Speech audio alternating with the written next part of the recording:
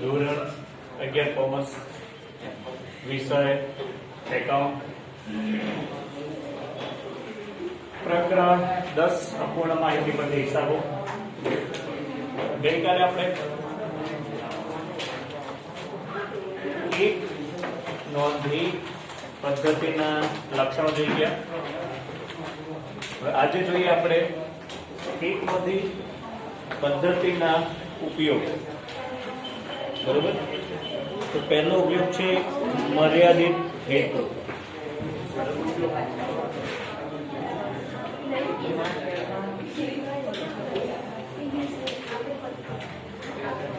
જેવી રીતે શબ્દ છે મર્યાદિત, એટલે કે એક નોંધી પદ્ધતિ મુજબ જે હિસાબો લખાયા છે તેના ઉપયોગોની અંદર પણ તેની મર્યાદા રહેલી છે. એટલે કે આ હિસાબો લખવાનો હેતુ માત્ર એટલો જ છે કે પરિણામ જાણવું. તો પરિણામ શાના પરથી જાણી શકાય છે? નફો કે ખોટું પરથી. અને એ આપણે રોજમેર ઉપરથી જાણી શકીએ છીએ. અને બીજો હેતુ છે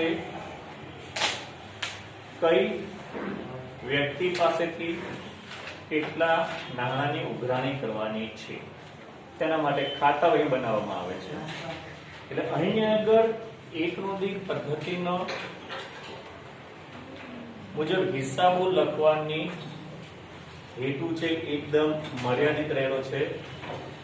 એટલે એને વધારે ઊંડાણપૂર્વક અભ્યાસ કરવામાં આનો ઉપયોગ થતો હોતો નથી. બીજું છે ઓછી ખર્ચાળ અને ઓછો સમય.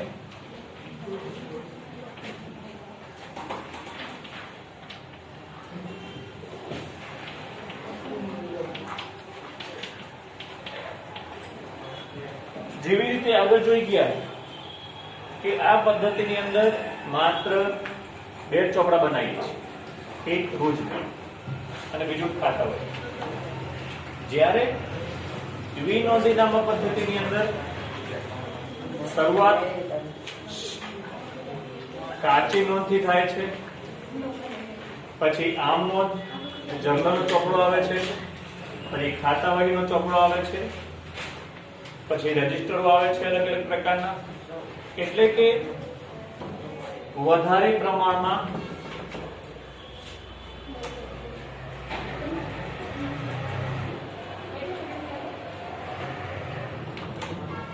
અહીં વધારે પ્રમાણમાં ચોપડાઓ તૈયાર કરવા પડે છે.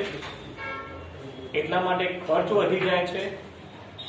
અને સાથે સાથે દ્વિનોંધી નામક પદ્ધતિમાં શરૂઆત કાચી નોંધથી થાય છે. કાચી નોંધ પછી જર્નલ એટલે કે આમ નોંધમાં તેની નોંધ થાય છે. ત્યાર પછી ખાતા વહીમાં ખટવણી થાય છે. ખટવણી કર્યા પછી ખાતાની બાકી શોધવામાં આવે છે. ખાતાની બાકી શોધ્યા પછી કાચું સરવૈયું તૈયાર કરવામાં આવે છે. કાચું સરવૈયું તૈયાર કર્યા પછી વાર્ષિક હિસાબો લખવામાં આવે છે, જેમાં વેપાર ખાતું, નફા નુકસાન ખાતું અને કાચું સરવૈયું. અને પછી વર્ષના અંતે નફો થયો કે નુકસાન થયું અને ધંધાની આર્થિક પરિસ્થિતિ કેવી છે તેની જાણકારી પ્રાપ્ત થાય છે. એટલે કે દ્વિનોંધી નામા પદ્ધતિમાં હિસાબો લખવા માટે ખર્ચ પણ વધારે થાય છે અને સમય પણ વધારે જાય છે. જે એક નોંધી પદ્ધતિમાં આ પ્રક્રિયા રહેતી નથી. માત્ર બે ચોપડા તૈયાર કરીએ છીએ, રોજમેર અને ખાતા વહી. એટલે બંને ચોપડા એક જ વ્યક્તિ તૈયાર કરે છે, એટલે ખર્ચ પણ ઓછો થાય છે ને ઓછા સમયની અંદર આ ચોપડા પર તૈયાર થતા હોય છે. ત્યારબાદ ત્રીજું શું છે?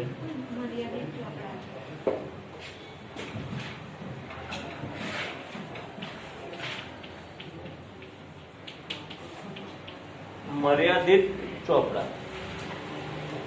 એટલે કે અહીં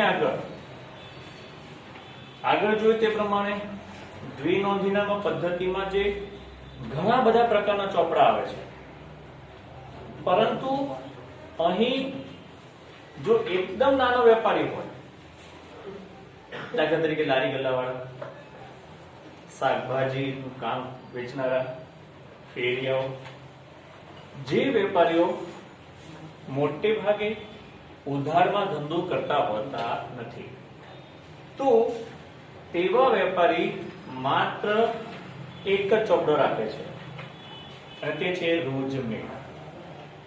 એટલે રોજની આવક દર્શાવવા માટેનો ચોપડો.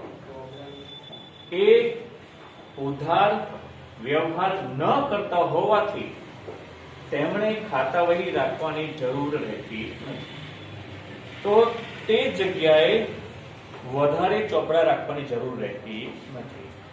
એટલે કે એક નોંધીનામા પદ્ધતિની અંદર સરવાળે જોવા જઈએ, સમય, ખર્ચ અને ઝડપ દરેકની દ્રષ્ટિએ એક નોંધીનામા પદ્ધતિ નાના વેપારીઓ માટે અનુકૂળ સાબિત થતી હોય છે. બરોબર વિદ્યાર્થીઓ? તો આ હતા આપણા એક નોંધીનામા પદ્ધતિના ઉપયોગો. અને હવે જોઈએ એક નોંધી પદ્ધતિની મર્યાદા.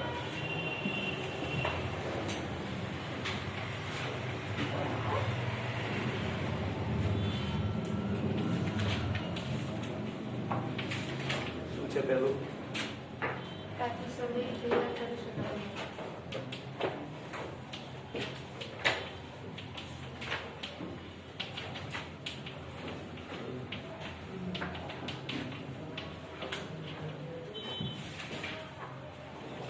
હમણાં આપણે જોઈ ગયા કે દ્વિનોંધીનામા પદ્ધતિમાં સૌ પ્રથમ વ્યવહાર થાય એટલે કાચી નોંધ તૈયાર કરાય છે. ત્યારબાદ તે વ્યવહારની આમ નોંધમાં એટલે કે જર્નલમાં નોંધ થાય છે. ત્યારબાદ ખાતા વહીમાં ખતવણી થાય છે. ખતવણી એટલે જે તે વ્યક્તિના ખાતામાં નોંધ કરવાની પદ્ધતિ, તેને કહેવાય ખતવણી. અને પછી સમયાંતરે એટલે કે વર્ષ પૂરું થાય 31 માર્ચના રોજ જે તે ખાતા બંધ કરવામાં આવે છે અને એ ખાતા બંધ કરીને તેની બાકી શોધવામાં આવે છે. અને આ બાકી બે પ્રકારની હોય, એક ઉધાર બાકી અને બીજું જમા બાકી. તો આ બાકીઓ ઉપરથી કાચું સરવૈયું તૈયાર કરવામાં આવે છે. પરંતુ એક નોંધી પદ્ધતિની અંદર આવા કોઈ પણ પ્રકારના અલગ અલગ ચોપડા બનાવવામાં આવતા નથી. તેથી અહીં આગળ કોઈ પણ પ્રકારની બાકીઓ ન મળતી હોવાથી કાચું સરવૈયું તૈયાર કરી શકાતું નથી.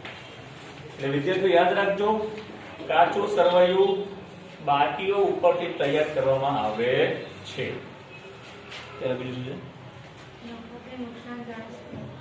નફો કે નુકસાન જાણી શકાતું નથી.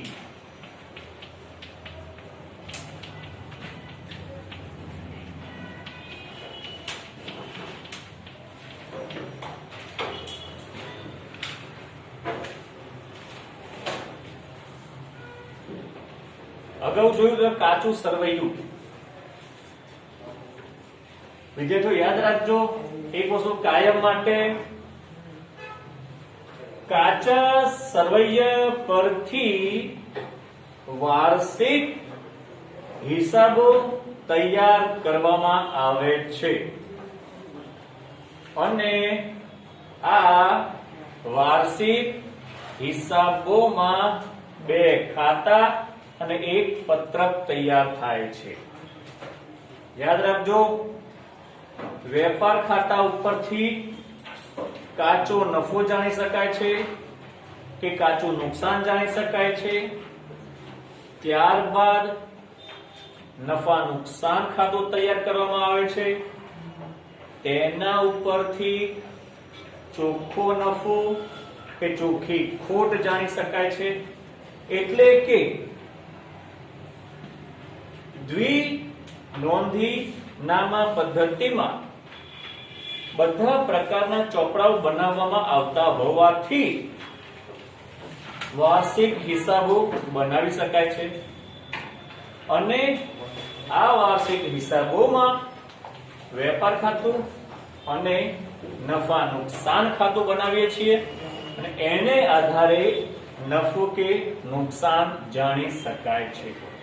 પરંતુ એક નોંધી પદ્ધતિની અંદર આ બધા ચોપડા બનાવવામાં આવતા નથી. એટલે કે આગળ કીધું તે પ્રમાણે કાચું સરવૈયું તૈયાર થતું નથી. એટલે કાચું સરવૈયું તૈયાર નથી થતું એટલે વેપાર ખાતું કે નફા નુકસાન ખાતું તૈયાર થતું નથી. ને એટલા જ માટે આ 2 ખાતા ન બનતા હોવાથી ધંધામાં નફો કે નુકસાન કેટલું થયું તે જાણી શકાતું નથી. શું છે થયું?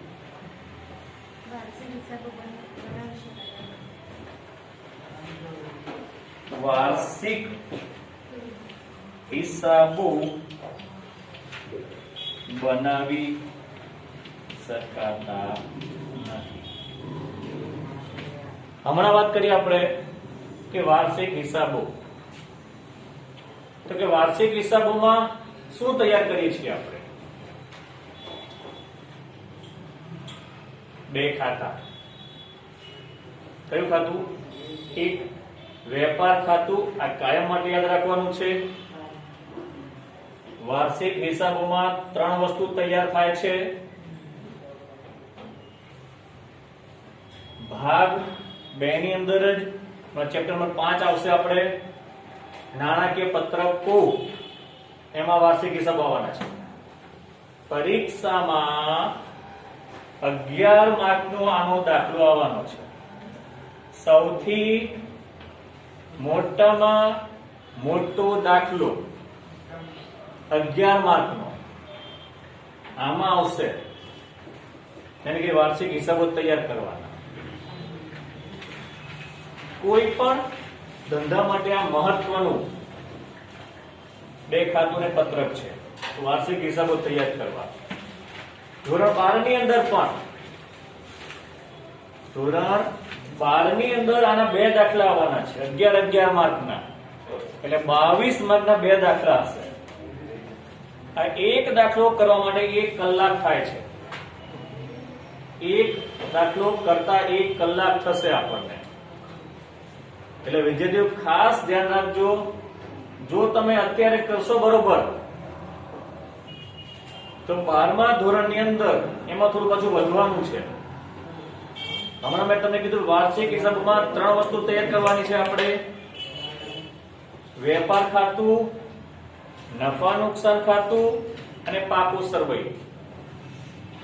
આપણને કાચું સરવૈયું આપેલું હશે એટલે કે બાકીઓ આપી હશે 25, 30 કે 40 બાકી આપી હશે અને પછી એની બધી હવાલા આપેલા હશે. એટલે હવાલા એટલે શું આપણે સમજીશું આપણે. અને એ બધું ધ્યાનમાં રાખીને આપણે વાર્ષિક હિસાબો તૈયાર કરવાના છે. અને વાર્ષિક હિસાબનો દાખલો 11 માર્કનો છે અને 12મા ધોરણની અંદર 2 દાખલા આવા આવશે. એટલે 11મું ધોરણ એ તમારો પાયો છે એના માટે ખાસ. બરોબર? એટલે વાર્ષિક હિસાબો માટે કાચું સરવૈયું મહત્વનું છે. તો અહીં આગળ એક નોંધી પદ્ધતિની અંદર કોઈ પણ જાતના ખાતા નથી બનાવતા, એટલે બાકીઓ નથી મળતી, અને બાકીઓ નથી મળતી એટલે કાચું સરવૈયું તૈયાર નથી થતું, અને કાચું સરવૈયું તૈયાર નથી થતું એટલે વાર્ષિક હિસાબો બનાવી શકાતા નથી. એટલા માટે એક નોંધણી પદ્ધતિની અંદર વાર્ષિક હિસાબો બની શકતા નથી. એમાં શું છે? ધંધાના નિર્ણયો લેવામાં મુશ્કેલી.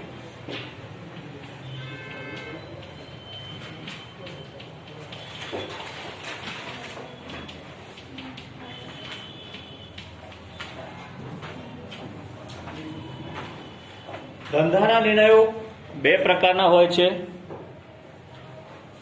એક સંચાલક માટે અને બીજું ત્રાહિત પક્ષ માટે. સંચાલકે ભૂતકાળના હિસાબો પરથી વર્તમાનમાં અને ભવિષ્યમાં ધંધાનું સંચાલન કેવી રીતે કરવું તે જાણી શકાય છે. તેમજ ત્રાહિત પક્ષકાર ધંધા બહારની વ્યક્તિ. ધંધા બહારની વ્યક્તિ કોણ હોઈ શકે? એક ધંધાને માલ સામાન પૂરું પાડનાર વ્યક્તિઓ, બીજું બેંકના કાર્ય કરતી વ્યક્તિઓ એટલે કે બેંક, ત્રીજું સરકાર એટલે કે કેટલું ટેક્સ ઉઘરાવવો તે, ચોથું શેર હોલ્ડરો. તો અહીંયા આગળ બેંકે ધંધાને કેટલી લોન આપવી કે ના આપવી એ આ હિસાબ ઉપર નક્કી કરે છે.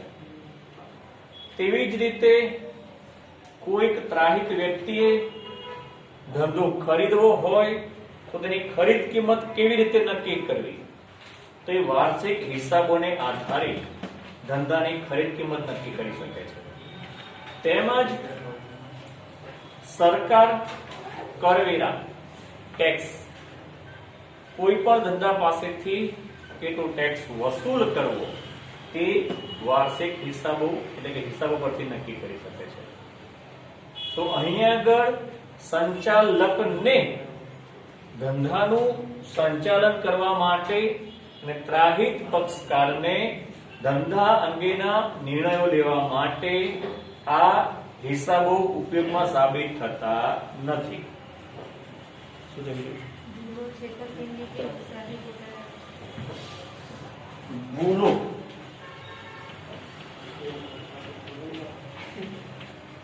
ભૂલો શોધવા માટે. ભૂલો, ગોટાળા કે છેતરપિંડી. અહીં આગળ વધારે પ્રમાણમાં હિસાબો ન રખાતા હોવાથી હિસાબો પર અંકુશ રાખી શકાતો નથી. કારણ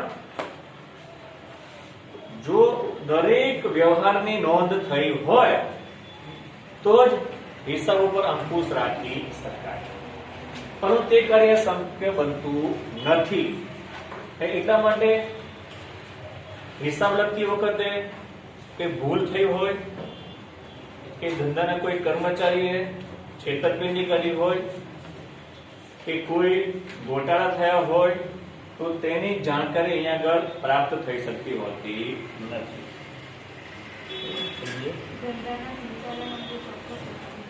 સંચાલન અંગેની માહિતી. બરોબર, આવી ગયું આપણે આગળ.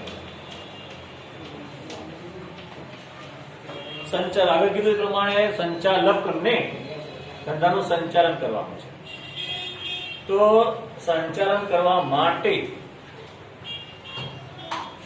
ભૂતકાળના હિસાબોને આધારે ભવિષ્યની અંદર કયા પ્રકારના ખર્ચ કરવા, કયા પ્રકારના ખર્ચ ન કરવા, કયા પ્રકારના ખર્ચ કરવાથી કેટલો ફાયદો થાય છે, કેટલું નુકસાન થાય છે. દાખલા તરીકે કોઈ એક પ્રકારની જાહેરાત અમુક જગ્યાએ કરવામાં આવે, અમુક જગ્યાએ ન કરવામાં આવે, તો એના ઉપરથી ખ્યાલ આવે છે કે જે જગ્યાએ જાહેરાત કરી છે તો ત્યાં કેટલું વેચાણ થયું છે. જ્યાં નથી કરી તો ત્યાં કેટલું વેચાણ થયું છે. જો બંને જગ્યાએ વેચાણ સરખું થતું હોય તો એનો મતલબ એ થયો કે જાહેરાતનો કોઈ ફાયદો થતો હોતો નથી. તો ભવિષ્યની અંદર નક્કી કરી શકાય છે કે જો જાહેરાત ન કરીએ પરંતુ ધંધાની અંદર વેચાણ સરખું જ થતું હોય છે. તેવી જ રીતે કર્મચારીઓને કયા પ્રકારના લાભ આપવાથી, કયા પ્રકારના પ્રોવિડન્ટ ફંડ, ગ્રેજ્યુટી કે અમુક ભથ્થા આપવાથી તેમની કાર્યક્ષમતામાં વધારો થાય છે. તો એ અંગેની કોઈ પણ માહિતી, કોઈ પણ નિર્ણય લેવો હોય તો એ હિસાબ ઉપરથી લઈ શકે છે. વિશ્વસનીયતા.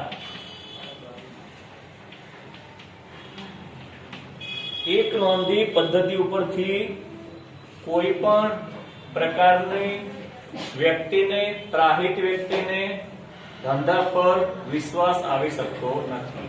કારણ દરેક પ્રકારની માહિતી અહીંયા આગળ પ્રાપ્ત થતી ન હોવાથી ત્રાહિત વ્યક્તિને સરળતાથી આ ધંધામાં વિશ્વાસ આવતો હોતો નથી. તો અહીં આગળ આપણું આ પ્રકરણ પૂરું થાય છે.